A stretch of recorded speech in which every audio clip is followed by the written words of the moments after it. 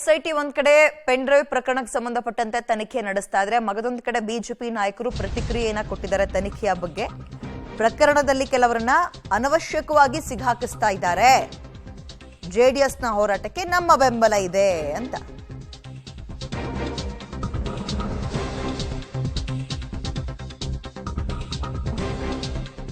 SIT ತನಿಖೆ ನಡೀತಾ ಇರೋ ರೀತಿನೇ ಸರಿ ಇಲ್ಲ.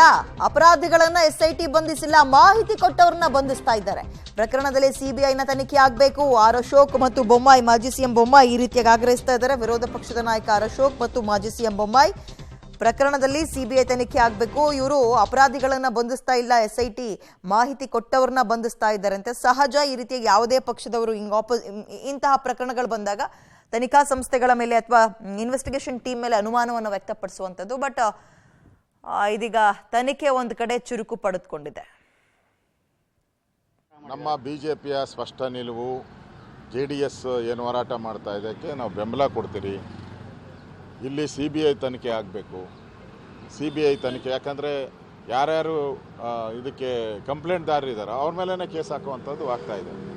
ಆ ದೃಷ್ಟಿಯಿಂದ ಇದನ್ನು CBI ತನಿಖೆಗೆ ಆಗಬೇಕು ಅನ್ನೋದು ನಮ್ಮ ಅಭಿಪ್ರಾಯ.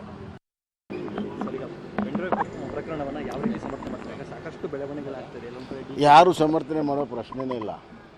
ಆದರೆ ತನಿಖೆ ಯಾವ ರೀತಿ ಆಗ್ತಾ ಇದೆ ಅನ್ನೋದನ್ನು ಜನ ಪ್ರಶ್ನೆ ಮಾಡ್ತಾ ಇದ್ದಾರೆ. ನ್ಯಾಷನಲ್ ಕಮಿಷನ್ ಆಫ್ ವುಮನ್ಗೆ ಕಂಪ್ಲೇಂಟ್ ಹೋಗಿದೆ, ಒತ್ತಾಯಪೂರ್ವಕ ಕಂಪ್ಲೇಂಟ್ಗಳು ಬರ್ತಾ ಇದೆ.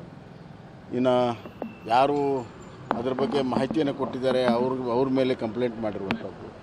ಹೀಗೆ ಒಂಥರ ಅಪರಾಧಿಗಳನ್ನು ಕರೆತಂದು ಶಿಕ್ಷೆ ಮಾಡಬೇಕು.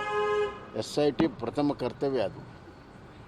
ಅದನ್ನು ಬಿಟ್ಟು ವಿಚ್ ಹಂಟಿಂಗ್ ಮಾಡ್ತಾಯಿದ್ದಾರೆ. ಈ ವಿಚ್ ಹಂಟಿಂಗ್ ಮಾಡುವಂಥದ್ದು ತನಿಖೆ ಸಂಪೂರ್ಣವಾಗಿ ದಾರಿ ತಪ್ತದೆ.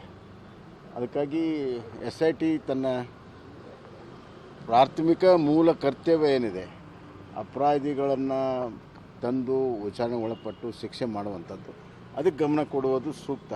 ವಿಚ್ ಹಂಟಿಂಗ್ ಕೈ ಬಿಡಬೇಕು ಅಂತ ಹೇಳಿ. ಸರ್, ಪ್ರಕರಣದಲ್ಲಿ DK ಶಿವಕುಮಾರ್ ಅವರ ಹೆಸರು ಕೂಡ ತಳ್ಕಾಕೊಂಡಿದೆ. ಹೀಗಾಗಿ ಅವರನ್ನು ಕೂಡ ವಿಚಾರಣೆ ಒಳಪಡಿಸಬೇಕು ಅಂತೇಳಿ ಜಗದೀಶ್ ಶೆಟ್ಟರ್ ಆಗ್ರಹ ಮಾಡಿದ್ದಾರೆ. ನೋಡಿ, ಪ್ರಕರಣಕ್ಕೆ ಸಂಬಂಧಪಟ್ಟಂಥ ಮೂಲ ಪ್ರಕರಣ ಮತ್ತು ಇತರ ಪ್ರಕರಣಗಳು ಯಾರ್ಯಾರು ಸಂಬಂಧ ಬರ್ತದೆ ಅವರೆಲ್ಲರನ್ನೂ ವಿಚಾರಣೆ ಒಳಗೆ ಬಿಟ್ಟಾಗಲೇ ಸಂಪೂರ್ಣ ತನಿಖೆ ಆಗುತ್ತೆ.